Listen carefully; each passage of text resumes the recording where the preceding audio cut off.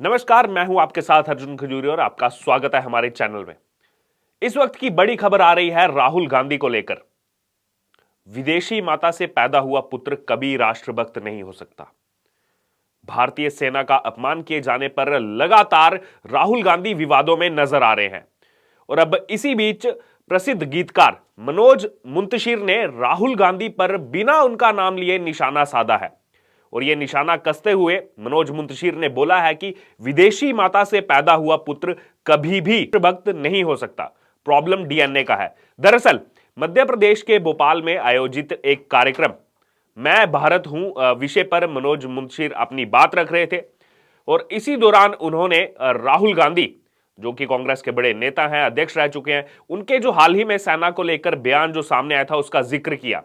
वहीं इस कार्यक्रम के दौरान मनोज मुंतशिर ने क्या कहा, आइए हम आपको विस्तार पूर्वक बताते हैं। जब इस कार्यक्रम के दौरान मनोज मुंतशिर लोगों से बात कर रहे थे, उन्होंने कहा कि अभी चीन को भगाया और हमें उस वक्त दुख होता है जब एक निहायत गैर जिम्मेदार राजनेता इस देश का ये कहता है कि हमारे सैनिक चाइनीज सैनिकों से पिट गए।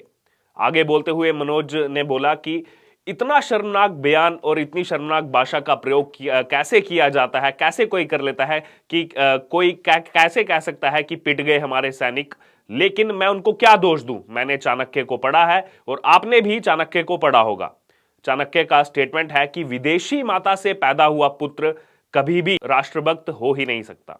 आगे मनोज ने बोला कि साथियों, प्रॉब्लम डीएनए का है, कुछ नहीं कर सकते आप, मैं और उसका। एक तरफ मेरा और आपका डीएनए है।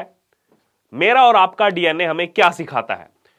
हम तो भारत माता कहते हैं और अगर बात की जाए तो हमें भारत माता से प्यार है। भारत मां से प्यार करने के लिए हमें कोई क्रैश कोर्स करने की जरूरत नहीं है और ना ही हमें किसी स्कूल में जाने की जरूरत है कि देखो भारत माता से प्यार कैसे किया जाता है। तो ये जितने भी तंज थे ये सब कसे गए राहुल गांधी के लिए। वहीं मनोज मुंतशिर के इस बयान पर जहां एक तरफ भारतीय जनता पार्टी के नेता उनका समर्थन कर रहे हैं, तो वहीं दूसरी तरफ कांग्रेस के कुछ नेता मनोज मुंतशिर के विरोध में उतर आए हैं।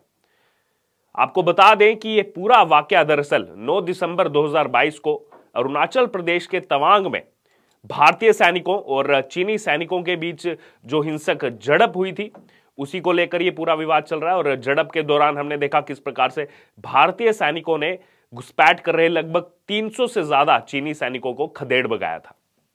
वहीं इस घटना का जिक्र करते हुए 16 दिसंबर 2022 को जब राहुल गांधी अपनी भारत जोड़ो यात्रा निकाल रहे थे, उस दौरान राजस्थान में उन्होंने केंद्र सरकार पर निशाना साधते हुए ये कहा था कि चीनी सैनिक जो है वो हमारे जवानों को अरुणाचल प्रदेश में पीट रहे हैं, जिसके बाद लगातार विवाद खड़ा हुआ था कि किस प्रकार से पिटाई का शब्द जो है अपने जवानों के लिए नहीं इस्तेमाल किया जाना था।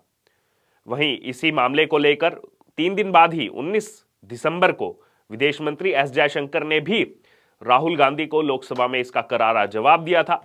एस जयशंकर ने बोला था कि राजनीतिक आलोचनाओं को हमेशा जो है उनका हम स्वागत करते हैं, लेकिन अपने देश के जवानों का अपमान इस तरह से नहीं करना चाहिए।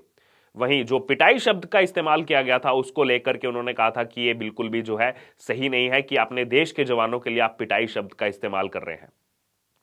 वहीं इसी कड़ी में आगे जोड़ते हुए जयशंकर ने भी बोला था कि हमें परोक्ष रूप से या फिर प्रत्यक्ष रूप से अपने जवानों की आलोचना नहीं करनी चाहिए।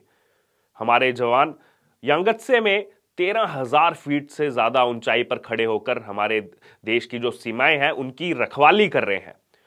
उनकी सराहना की जानी चाहिए और उनका सम्मान किया जाना चाहिए, ना कि इस तरह की शब्दावली का इस्तेमाल उनके लिए होना चाहिए। वहीं इसी मामले में मनोज मुंतशिर ने आगे और बोलते हुए उस कार्यक्रम के दौरान जो है भारत के बारे में जो गर्व की अनुभूति होनी चाहिए उसको लेकर कई सारे बातें की। अगर बात की जाए तो उन्होंने एक गाने का भी जिक्र किया जिसमें बताया जाता है कि अगर दशमलव भारत ना देता तो चांद पर जाना मुश्किल था, चाहे फिर वो धरती और चांद की दूरी का अंदाजा लगाना हो वो भी मुश्किल था। तो उस गाने का बार बार वहां पर मनोज मुंतशिर की तरफ से जिक्र किया गया और जो लोग उस कार्यक्रम में थे उन्होंने काफी सराहना की। वहीं आगे बोलते हुए मनोज मुंतशिर ने इस कार्यक्रम के दौरान बोला कि मेरा और आपका यही भारत है जिसके पीछे पूरा संसार चल रहा है और कुछ बुद्धिजीवी हैं जो पिछले कई सालों से हमारे कान में अलग अलग तरह के मंत्र फूंकते रहे हैं। और ये कहते रहे हैं कि भारत के लोगों को तो कुछ आता ही नहीं है, तुम्हारे पास अपना कुछ है ही नहीं, ना तुम्हें लिटरेचर आता था, ना तुम्हें पोइट्री आती थी, और तुम्हारे पास कुछ भी नहीं था।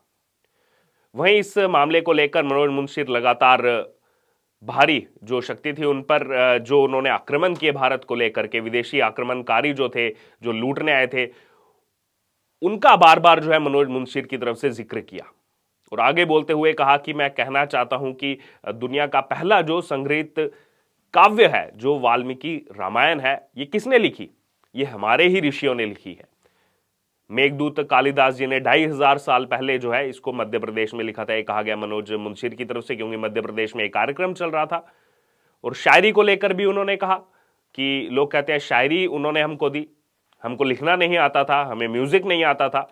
तो उनसे सवाल पूछना चाहता हूं कि नाद को भ्रम कहने वाली पहली संस्कृति हम है, वहीं इससे पहले इसका जो है किसी को गुमान तक भी नहीं था। संगीत का चाहे फिर वो पहला शास्त्र हो सामवेद, वो भी हमारा है। और फिर हम आपको बताते हैं कि तुम्हारे पास अपना कुछ भी नहीं है।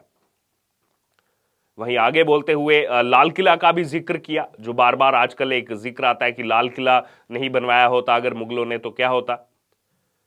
वहीं उसको लेकर मनोज मुंशी कहते हैं कि लाल किला की हमारे मन में तो इज्जत है, लेकिन यह भी बता दीजिए कि हमारे राजा भोज कहां रहते थे, महाराज विक्रमादित्य हो वो कहां रहते थे, चंद्रगुप्त मौर्य हो वो कहां रहते थे। उसको लेकर उन्होंने निशाना जो है साधते हुए कहा कि क्या ये सड़क किनारे चिटाई बिछाकर रहते थे क्या, जो लोग हमको ये समझाने का प्रयास करते हैं कि लाल किला और ताजमहल हमने बनाया। आगे उन्होंने कहा कि सालों साल जो है गुलामी मानसिकता जो है वो हमारी बनाई गई, हमारी तरफ धकेली गई, लेकिन अब समय बदलता जा रहा है, अब दुनिया बदल चुकी है। वहीं जहां एक तरफ मनोज मुंशी पर लगातार विपक्षी दल जो है हमलावर है पिछले कुछ समय से, उनके भारत के प्रति जो उनका प्रेम है उसको देखते हुए लगातार उन पर हमलावर है, वहीं जब भी मनोज मुंशी देश के लिए बोलते हैं हमेशा से विपक्षी दलों की तरफ से उनको भारतीय जनता पार्टी की तरफ से जोड़ दिया जाता है। वहीं दूसरी तरफ सवाल यह बनता है, इसी इंडस्ट्री से आने वाले, चाहे फिर वो स्वरा भास्कर हो या फिर रश्मि देसाई हो, हाल ही में हमने देखा किस प्रकार से भारत जोड़ो यात्रा में राहुल गांधी के साथ कंधे से कंधा मिलाकर के कुछ समय के लिए दोनों चले थे, स्वरा भास्कर, रश्मि देसाई, ये दोनों चले थे। लेकिन जब ये दोनों राहुल गांधी के साथ चलते हैं तो उस समय उनको जो है कांग्रेस के साथ नहीं जोड़ा जाता।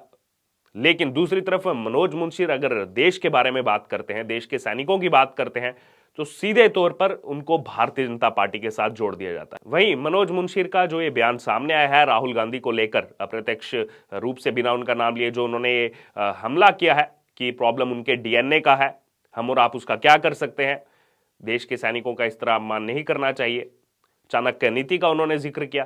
इसको लेकर आपकी क्या राय है, आप हमारे साथ कमेंट बॉक्स में शेयर कर सकते हैं। और सिर्फ मनोज मुंशी पर जो है विपक्षी दल हमलावर है, लेकिन वहीं रश्मि देसाई हो, स्वरा भास्कर हो, उनका जिक्र जो है सामने क्यों नहीं आता जब वो राहुल गांधी के साथ भारत जोड़ो यात्रा में शामिल होते हैं।